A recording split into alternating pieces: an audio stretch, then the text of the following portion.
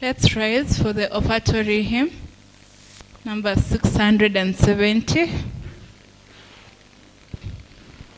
We give thee but thine own. Sing. We give thee but thine own. Whatever it may be, all that we have is thine alone.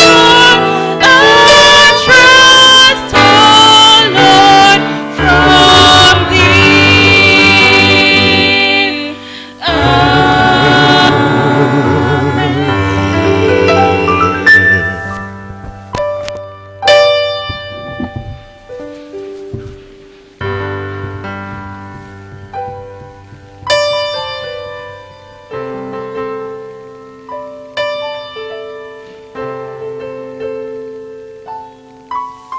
I invite the choir for a special item.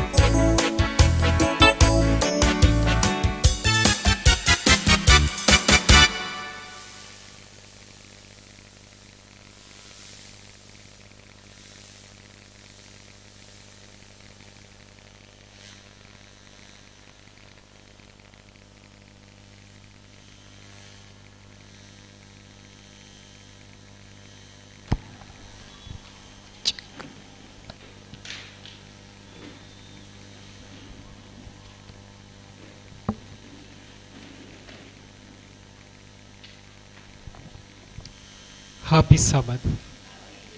Happy Sabbath. Are we really happy? Okay. Hope we are happy. God saw it wise that today I deliver his message to you. And I'm so much humbled to do it before you. My name is Gideon Kirui, a student. I'm currently in 4th year. And we just pray that things get better. Before we begin our sermon, I do wish that we humble ourselves for our word of prayer. Dear loving Master, once again I come before. I want to say thank you for this opportunity. Worthy to present your message. I'm so much humbled by this time, and I pray that your presence may be felt. And I pray that you may get hold of every power that might be amiss to these people. May your will be done. For this I do pray, trusting and believing in Jesus' name. Our sermon is titled, The Beast Within. Once again, I repeat, the sermon is titled, The Beast Within. Number of times we've heard about beasts. Those who have always attended missions, this term might not be so new to us.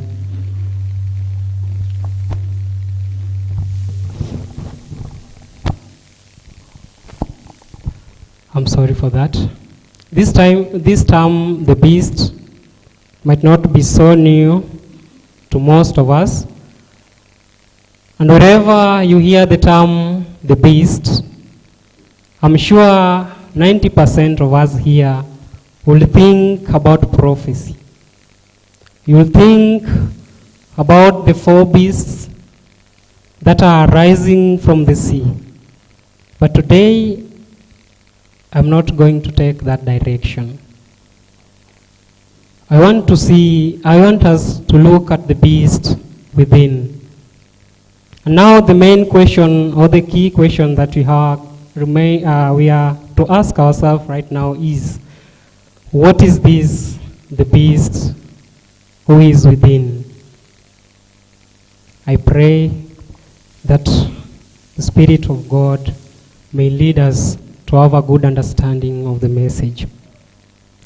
We've read our key text or key verse from the book of Genesis chapter 3 verse 6, and I would wish that once again we echo the verse. I always prefer to have someone read from the congregation, and so I'd wish to have one person, a volunteer, to help me read, because I have quite a number of verses.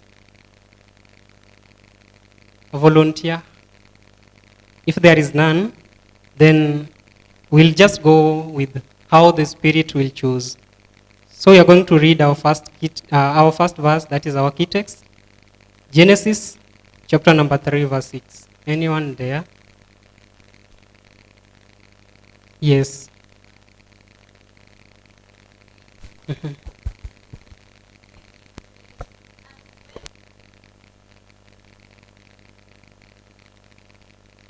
eyes and the tree to be desired to make one wise. She took it and gave unto her husband with her. I'd wish that we look at some key points from the verse. And the main point that I'd wish to focus on is that the fruit was so much desirable to the eyes of the woman. Remember, our topic is the beast within. I wish that To elaborate this more, let's go to the book of James, chapter 4, verse 1 to 3. James chapter 4, verse 1. Yes, Where do wars and strife come from among you? yes. They not come from one desire of pleasure, but from God the Father. Where do wars and strife come from among you? They not come.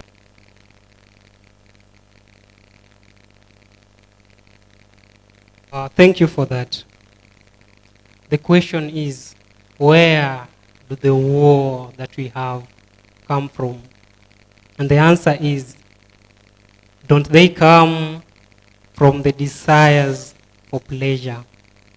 Our topic was the beast within.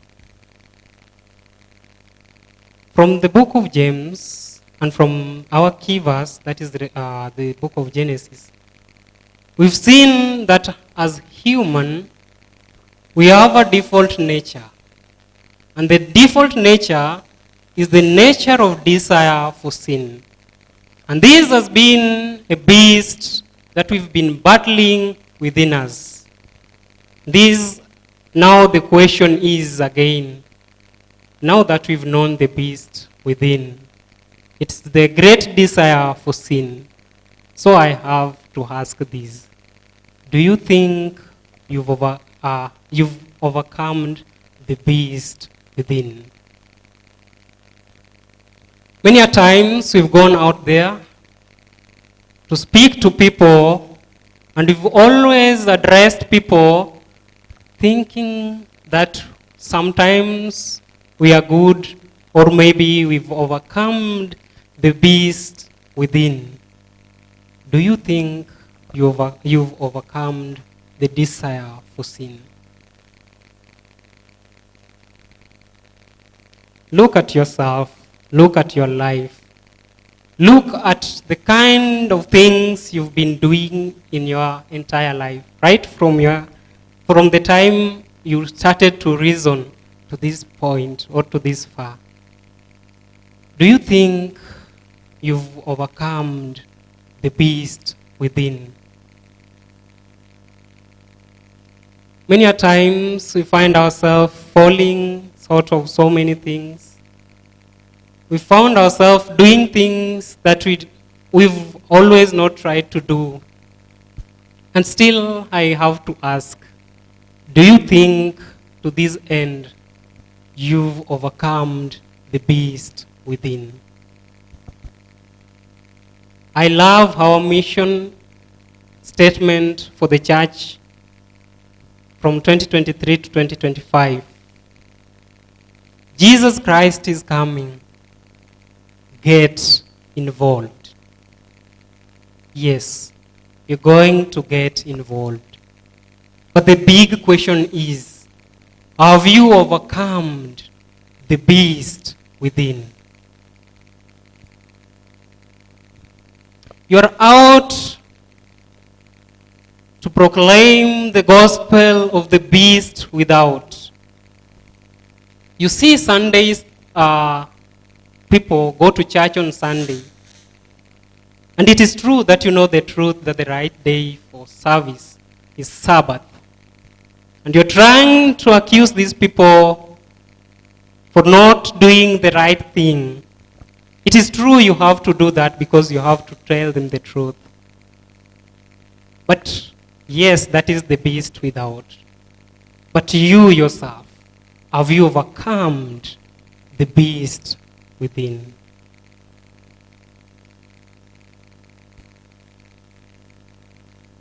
I repeat the question. Have you overcome the beast within? The greatest enemy to us is not the beast without. The greatest enemy to you is not the Catholic Church. The greatest enemy to you is not the Satan himself. The greatest enemy to you is the beast within. How have you always handled the beast within? Do you think you've overcome the desire to sin?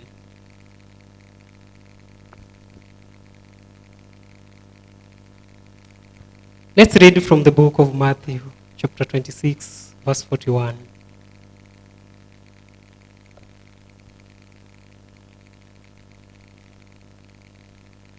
Yes. It says, Yes. Watch and pray that ye enter not into temptation. The spirit indeed is willing, but the flesh is weak. Thank you. Christ himself looks at human nature. He looks at human beings and he gives a very direct warning. Watch that you don't get into temptation. And the question is, why? And he answers, because the body is weak, but the spirit is willing. So the question has been, have you overcome the beast within? When Christ was giving his sermons and when he was interacting with the Pharisees and the other people, he noticed that Pharisees, in most cases, would consider washing outside the cup. You know the cup, yeah? After use, wapi sana inachafuka? Okay, you'll just pardon me for my Kiswahili. Ukitumia kikombe, okay, wapi wanga inachafuka? Hope I've tried. Definitely, it's the inside. And so when Christ looks at it and he says to those people, hey guys, you're so much focused on washing outside your cup where people can see. You wash where people can see, but have you ever considered looking at the inside your cup? And so when you're going to handle the beast without, and in this case will be Satan, still you have to consider washing the beast within. And so the question is, do you think you've overcome the beast within? I'm sorry I'm getting into some prophecy, but you'll pardon me for that. Soon or later, some laws will be passed.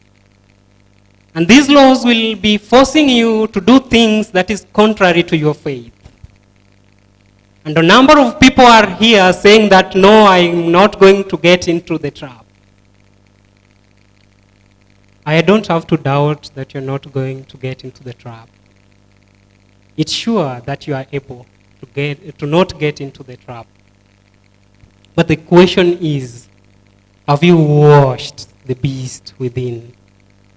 So that you can say you're able to stand, not to get into the trap. Because it's obvious that when you're still holding the agenda of the beast without, how can you convince someone that you're going to overcome someone who you still hold his agenda? And so the question is, have you overcome the beast within?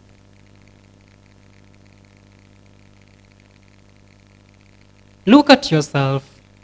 Look at the kind of language you always use to address colleagues. Look at the kind of lifestyle you've always lived. And answer yourself, have you overcome the beast within? Some people, I overheard a number of individuals complaining about the LGBTQ. And they are saying, this is a nonsense. You're not going to accept this. It's true, it's a nonsense, and we don't deny that. But trust me, if you're not going to wash the beast within, you are going to adopt the agenda of the beast without.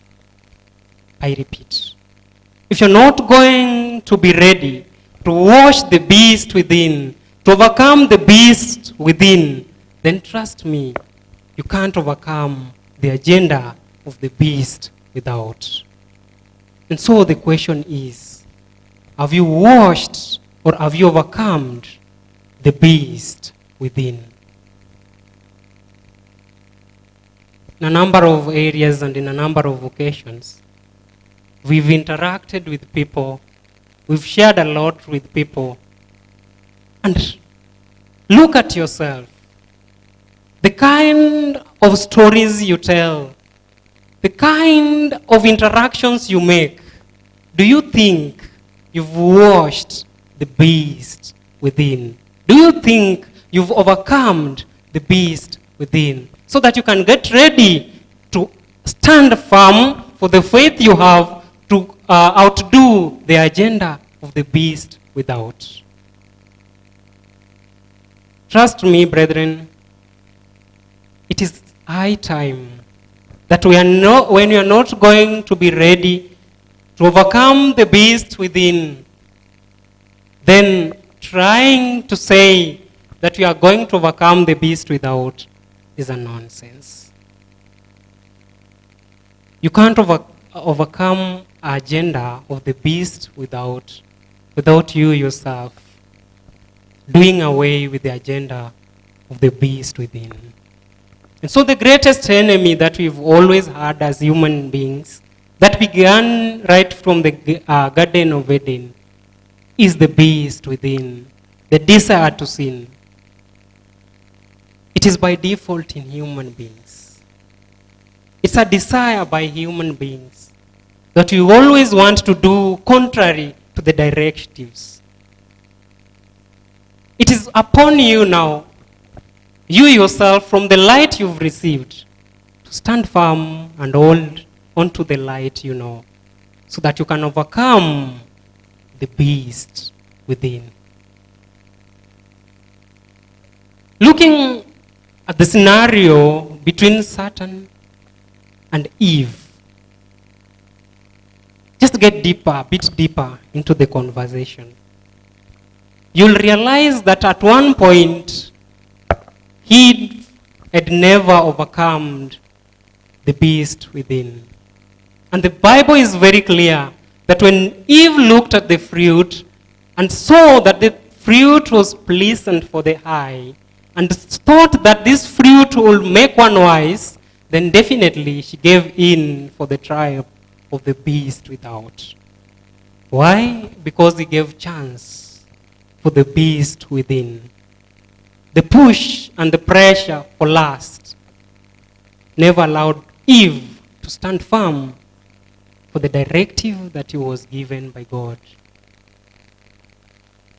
And so, the question is, if Eve could not withstand the beast without, because she had hold on the agenda of the beast within, do you think you're going to overcome the agenda of the beast without, when you still hold on to the agenda of the beast? I mean, do you think you're going to overcome the agenda of the beast without, when you're still holding on to the agenda of the beast within? It's high time, brethren, that we look at ourselves, that we look on how we've been living, that we look on our Christian life and say from today that, Lord, I want to overcome the beast within. Where have you grown to know how to hate people? From whence, my brethren, did you know to lie? Have you, just ask yourself, do you think you've overcome the beast to lie? You've always kept lying on the fingertips. And you're so much ready to tell lies, even where it's practical and evident that this is a lie. And you're here still bragging that you're going to stand and defend your faith by selling away the agenda of the beast without. You're holding a grudge to a friend who might at one point stepped on your toe. You're holding the grudge to the extent that you can't greet that person. And you're in charge to say that when the agenda of the beast without comes,